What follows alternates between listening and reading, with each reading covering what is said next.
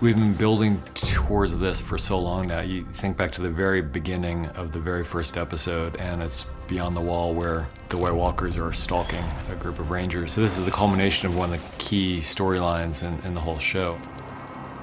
And this is for everything. We've been talking for a long time how the Night King's forces have been growing in power, and most of the living have been kind of openly disdainful of the threat, and now there's no choice but to fight it.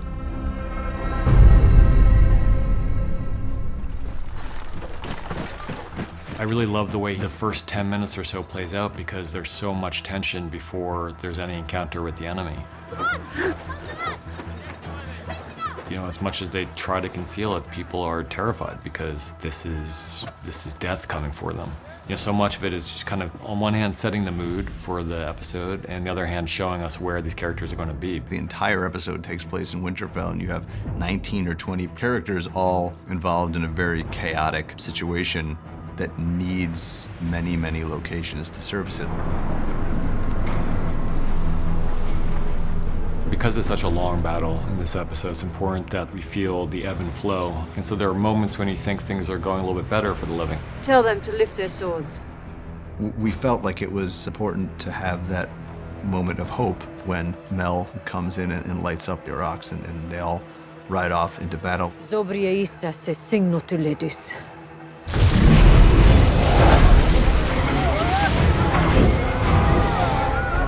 We wanted our characters to feel like maybe this is all going to work out. Maybe things are all going to be okay. We've seen how devastating a Dothraki charge can be just with their regular swords, and now when they're galloping into combat with flaming Aurochs, it's what could possibly stand against that?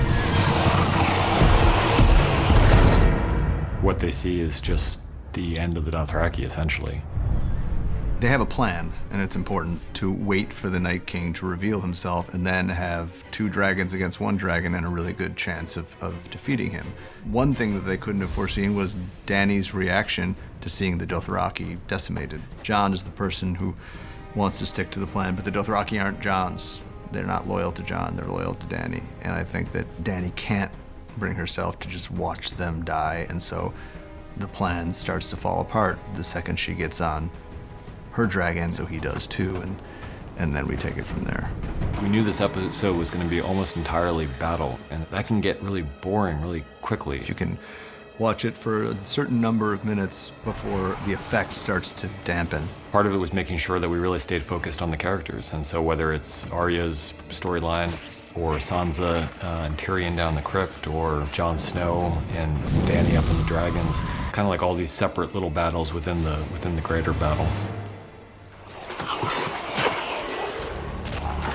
Lyanna Mormont was supposed to be a one-scene character, and then we met Bella Ramsey and we realized that we would not be doing our jobs if we kept her as a one-scene character. My mother wasn't a great beauty or any other kind of beauty. She was a great warrior, though. She died fighting for your brother, Robb. We knew that you can't give a big death to everybody who dies in this battle, because which would have been too much, but there also, if she were to die, there was no way to not make a moment of it. So that's where the zombie giant comes in. It just did add a whole level of complexity to that moment that I'm sure a lot of people would have been okay with not having there if we had demanded to cut it. But I think they also understood why we needed to give one of the strongest, smaller people in the show a chance to go out taking down one of the strongest, larger things we've ever seen in the show.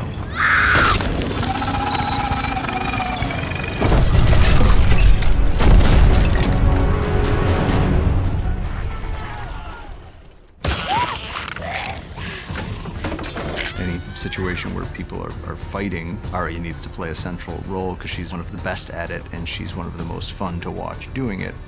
Even for Arya, she can't take on a horde of whites by herself, and especially when her head gets smacked, she's no longer at 100%. It's just about survival at that point. Otherwise, she's completely unstoppable, and she never loses her cool, and that's amazing, and it's a lot of fun to watch, but it's one note, so we decided that almost rewinding the clock on who Arya Stark is to back before she became the sort of magical figure that she's become would really be interesting. It would also give us a chance to change up the nature of the story we were telling. We talked about Winterfell as kind of the home for the show, and one of the things that always struck us as a horrific aspect of this is that these hallways and rooms where we spend a lot of good times and quiet times with characters that we care about has now become a horror set because it's been invaded by undead soldiers.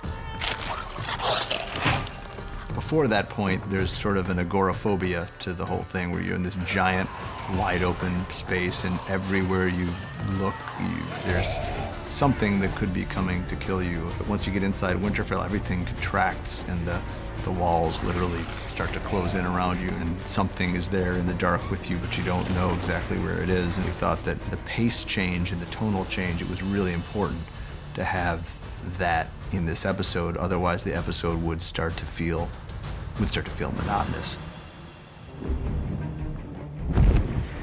Dracarys. We thought it was important that whatever the plan was, that it would not just work out, because that would be kind of dull. While there's no reason to know for certain that the fire wouldn't kill or destroy the Night King, there's also no particular reason to believe that it would. And then a few moments after this happens, the Night King brings them a whole new, larger undead problem by taking all of their own who have been killed in the course of this battle and turning them into the enemy.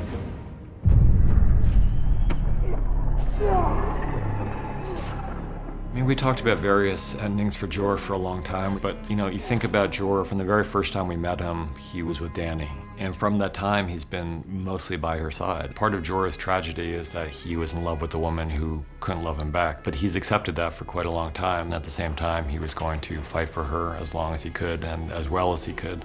There had never been a moment where she more needed someone to fight to protect her than this moment. And if he could have chosen a way to die, this is how he would have chosen to die. So it was something we thought would be powerful to give him.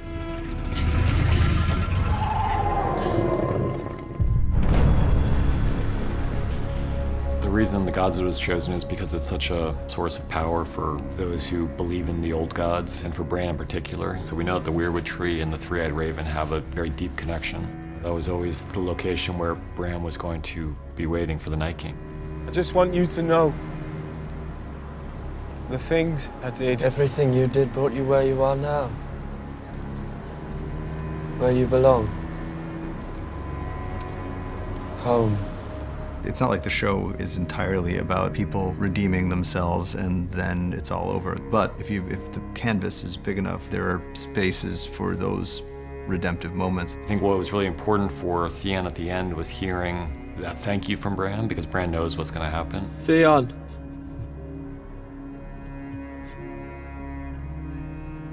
You're a good man. Thank you.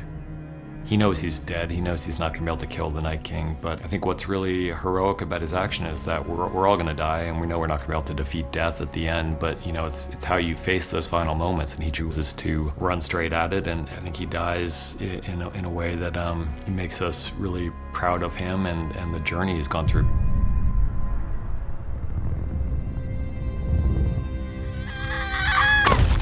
For, God, I think it's probably 3 years now or something, we've known that it was going to be Arya who delivers that fatal blow. She seemed like the best candidate, provided we weren't thinking about her in that moment. One of the great things about having this many people you care about in a sequence together is that you can kind of pull people's attention and focus to people that they care about a lot, like Jon and like Dany, Theon and Bran, not to mention Tyrion and Sansa in the crypt. So you're going all over the place with people who you're desperately worried for, and hopefully you forget about the fact that Arya Stark ran out of that castle with the battle drums playing and going towards some purpose, and we don't know what until it happens. We hope to kind of avoid the expected, and Jon Snow has always been the hero, the one who's been the savior, but it just didn't seem right to us for this moment. We knew it had to be Valyrian steel to the exact spot where the Child of the Forest put the Dragonglass blade to create the Night King, and he's uncreated by the Valyrian steel. At the end of it, it's a victory for the living, but at great cost because some of our favorite characters fall along the way.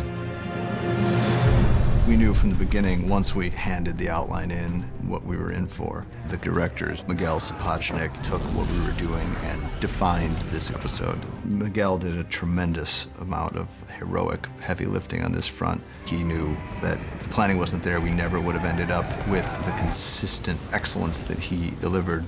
It is to their immense credit that not only that they endured it, but that they did such a great job the whole time they were there. It's a real testament to the entire Belfast crew who gave us something that no amount of money could ever buy.